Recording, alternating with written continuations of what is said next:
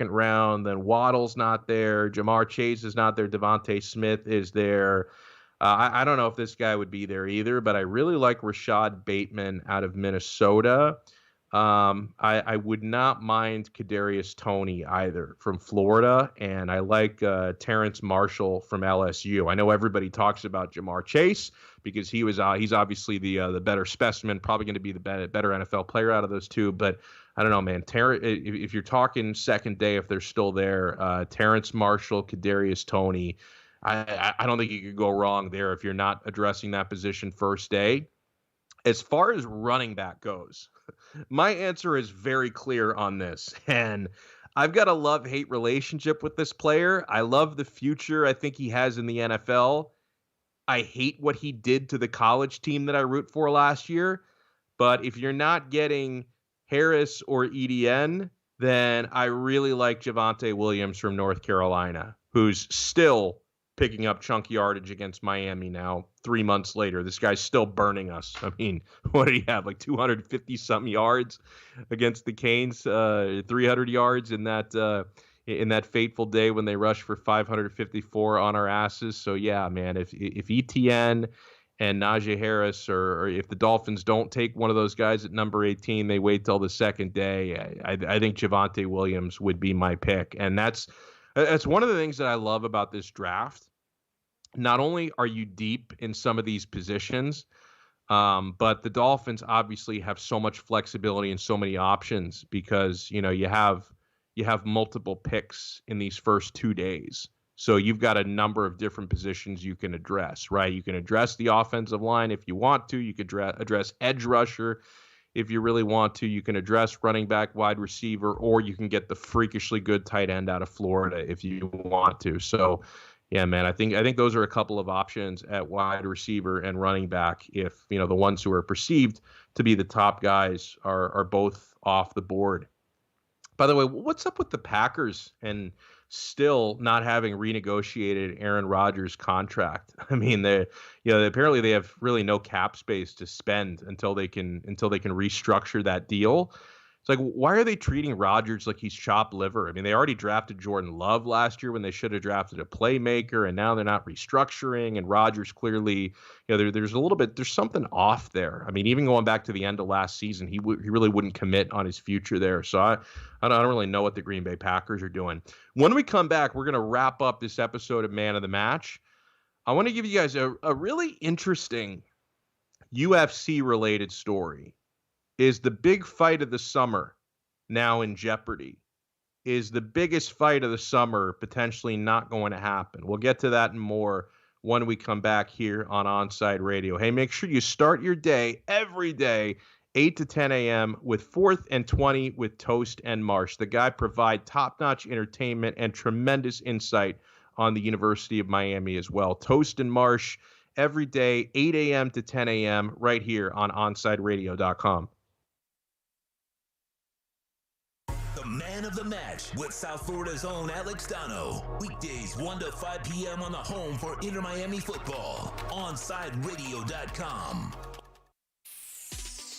Look out, world, we're getting strong. The future's here and we belong. She can stand, she can do more. Like build a rocket and watch it soar. Or clean the oceans and make the world a better place. Oh, she can stand, so can you. Find a cure, invent something new. There's no challenge in the world that she can't face. She can STEM. Learn more at She Can STEM. A message brought to you by the Ad Council. Ashiro's work is never done. You care for the house, the kids, and our future. We're so grateful for all you do. Now it's time to care for yourself and save a little more for retirement. A free 3-minute online chat can give you the personalized tips you need to boost your retirement savings now. Visit aceyourretirement.org today. A public service announcement brought to you by AARP and the Ad Council. Parents, we know we can't protect our kids from everything. Eventually, they're going to bump their heads or scrape their knees. But we can protect them from 6 types of cancer. HPV, or human papillomavirus, is a common, preventable virus that can cause cancer later in life. The HPV vaccine prevents human papillomavirus and all the cancers it can cause. The American Cancer Society recommends getting your sons and daughters the HPV vaccine starting at age 9 to protect them later in life. Join the Inter Miami family in 2021 by becoming a 2021 season ticket member.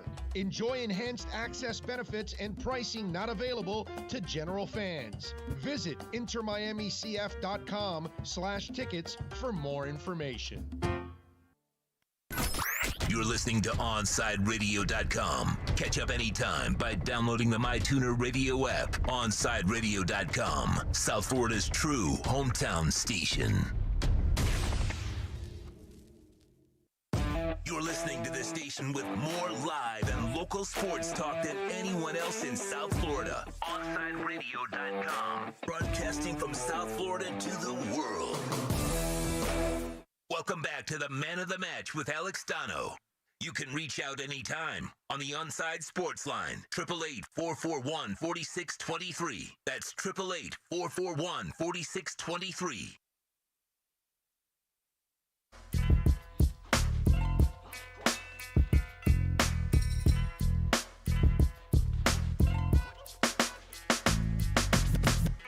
You know, things have gotten a little ugly here between Conor McGregor and Dustin Poirier.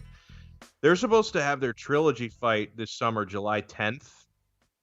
Yeah, they fought back in January, and Poirier knocked out Conor McGregor, and they had actually a very respectful, cordial relationship before their fight back in January, and they had promised, to make a donation to the other's charity, whoever lost. And so Conor McGregor had offered, to make I think it was like a half, correct me if I'm wrong, but I think it was a $500,000 donation that he had offered to make to Poirier's charity. And they're now they've been trash talking again on Twitter before their fight. And Dustin Poirier said to McGregor, "That's a fun prediction. Hey, at the Notorious MMA," that's Conor McGregor's handle, "you also predicted a donation to my foundation. And you and your team stopped responding after the fight in January. See you soon," he said. "July 10th, paid in full." And, I got to tell you, that's a pretty big call out, okay? When you put it on blast to the public that somebody had, promised to make a charitable donation and didn't, that's a pretty bad look for the person who didn't make the donation. I mean, Seinfeld watchers, you remember how bad it looked for George Costanza when he promised to make a donation in Mr. Kruger's name to the Human Fund. And then when Mr. Kruger found out the Human Fund wasn't a real thing, he was pretty pissed, and rightfully so. I think George lost his job over that. That was really not a good look. And so you never want to make a promise of a charitable donation and not follow up with it. So McGregor was pretty pissed about that, like to be called out for that. He writes back, "A donation, not a debt. We've been awaiting the plans for the money that never came. I do it with all my donations," he says. "Know where it's going, dot for dot. Otherwise, it goes walking, as is the case with a lot of these foundations. Sadly, you took the McG over the belt. Shows I was right," he said. And so McGregor, again, was really pissed about Poirier calling him out for not making a donation. Then he writes, again, McGregor says, "You're ripped, you inbred hillbilly," he said. That's not a very nice thing to call somebody, you inbred hillbilly. "Why do you wink with your ears? You bleeping brain-dead hillbilly. $500K with no plan in place. You hang tight, fool. You must be new to money. The fight is off, by the way," he said. "I'm going to fight someone else on the 10th. Good luck on your old contract, kid," McGregor wrote. And then McGregor writes, "My team does their due diligence to make sure every donation meets the mark. My generosity is known." And you know what? That is fair. Conor McGregor makes a lot of charitable donations. He says, "You will pay with your brains for this attempt at smearing my name." And then there's a lot of curse words. He said, "Good luck when you're caught. You effed up. You're effed." So, here's my take. Now, if McGregor and his people were really trying to just blow this donation off, that's obviously a really bad thing. I mean, Dustin Poirier does charitable work in building gyms for kids. It's a lot of good stuff that his foundation does. So yeah, if McGregor was really going to stiff him on this charitable donation, that's a really bad thing. You promise $500K, you don't deliver $500K. That's not a very good thing to do. On the flip side of it, though, if there's any truth to what McGregor is saying, then listen, I can understand his trepidation because, for me, like, listen, you don't have to be, a public figure to get hit up for charitable donations. Like, people are always, asking, soliciting, hey, would you like to make a donation for this or that? And, I make, small, nothing like McGregor. I make small donations from time to time, but it is really important to me to know where the money is going, right? Like, I don't just want to give a donation to some, random charity, and maybe it is a great cause, but if you can't give me a detail as to where my money is going, is this going to be one of those, charities where only 1% of my donation goes to the actual charity and then 99% goes to lining the pockets of somebody who's already rich? Like, you want to make sure you know where the money is going. So I can respect that, right? And if I want to make sure I know where a $50, $100, $200 donation is going, you better believe Conor McGregor, if he's going to make a $500,000 donation, he wants to know, or at least his people that work for him want to know exactly where that money is going. So this is he said, she said, right? I mean, Poirier would just lead you to believe McGregor stiffed his foundation. McGregor would say, hey, you couldn't give my people a detailed enough plan as to where the money was actually going. If McGregor's words are true about that, I can respect it, because if you're expecting a man to make a donation of that size without having a detailed accounting of where this money is going to go and how it's going to benefit the recipients, I would also be cautious. So here's what my hope would be: that they can work that part of it out. Obviously, I would love to see them fight again in July. I think Poirier can beat him again. I would love to see them fight again in July, but I would also love to see McGregor make a sizable donation to a good cause. So I really hope that Poirier can send him an actual detailed plan of where this money is going to go and they can work it out, because I don't want the kids who would be receiving that money to be the ones who suffer and lose here. So I hope they can work that out. But yeah, the trash talk between those two guys has gotten pretty personal, man. All right, I want to thank everybody who took part in the show today.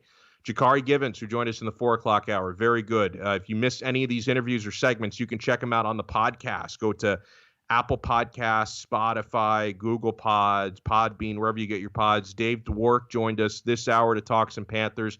Huge thanks and shout out to Alex Aguirre, who's been working extra time for the last 8 days since Tito's been out of town. So huge thanks to Alex for all his hard work. We'll welcome back Tito into the fold tomorrow. He's back from his vacation. Huge thanks to everyone for tuning in and chatting with us here. We'll talk to you guys again tomorrow, 3 p.m. on OnsideRadio.com. OnsideRadio.com knows gamers need a home. Can you dig it? That's why for the next 60 seconds, Can you count, suckers? here's your Onside Radio E-Report with Kai Chen Chisholm. The Call of Duty League finished their major tournament 2 this past weekend, which saw the Toronto Ultra win their first tournament of the CDL as they were able to beat Atlanta FaZe in the final round. There was also a lot of drama that happened over the weekend after Minnesota Rocker beat Optic Chicago in a very, very close match in round 11 of the Search and Destroy in the 5th game.